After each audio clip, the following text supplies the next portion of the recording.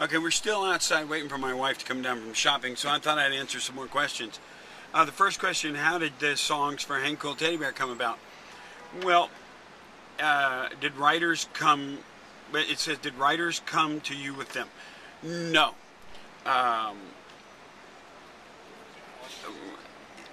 Writers never come to me with them, and if they do, when they do come, the songs are never what they come with. Because I constantly change them. What happened mostly with Hank Cool Teddy Bear is a series of writers came to Rob Cavallo's house and spent over 5 weeks with us as we I mean, they came with certain songs and certain ideas, and we just kind of made them, mold them into Hank Cool Teddy Bear. So no, none of these were like songs. The one song that's the exception, and even I changed that, is the Elvis in Vegas Bon Jovi song, and I changed the lyrics to that. So without John telling me I could, but he didn't mind. It's okay. So, but no, nobody ever. I don't ever take a song that's just like somebody hands me and goes, okay, here's the song. Doesn't happen. Okay. Why no mention of Stand in the Storm in the finale? Exactly. I have the same question that you do. Why no mention of the Stand in the Storm? They're apologizing, saying, oh, it was live TV and it just went a different direction. But like I said before, if you go to iTunes this morning, it's on the. We had it all set up, front page of iTunes this morning. Backbone Stand in the Storm, and I was a little bit upset. Why no mention? Because it was scripted that we were going to talk about it. It was in the script of the show that we were going to talk about it, and it didn't happen.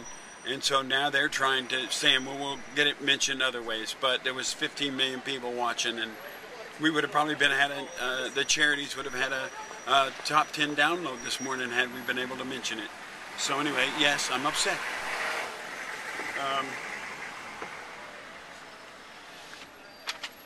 What does your wife think about you being on Celebrity Apprentice?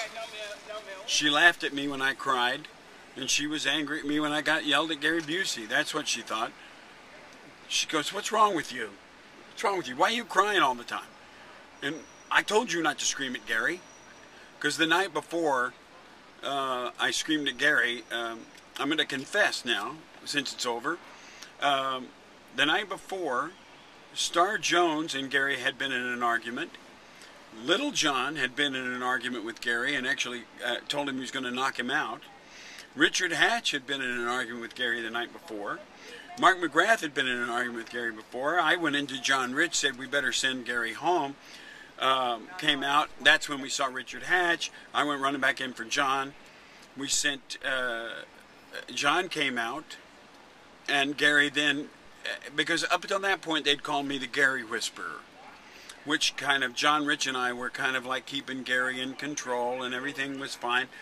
But that particular night, it was very late. It was on a Thursday night, and it was about, by that time it was about 1:30 in the morning. We were still doing the TV show.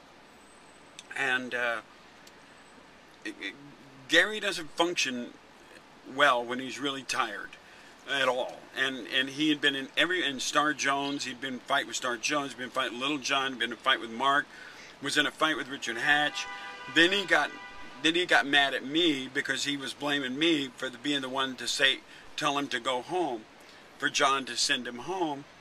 And the next morning he didn't want to go down to the paint store, and it just escalated until I was like that volcano that just had enough heat, and that's what happened. But still, Gary and me got in a shoving match last night. Great. Okay. Too bad we don't have that on film. Okay.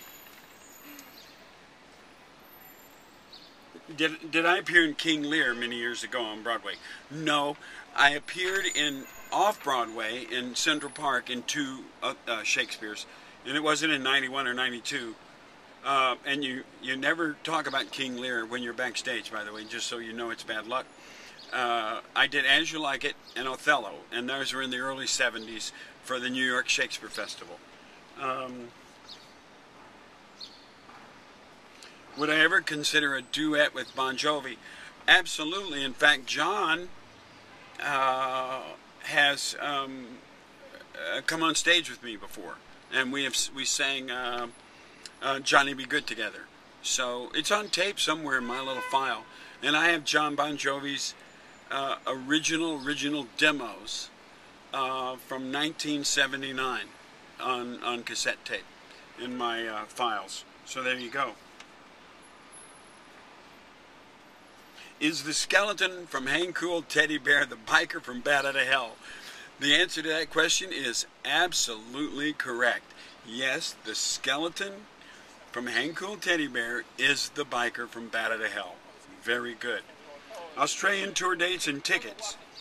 Well, we're working on, I just got off the phone going, when are they going to put this up? I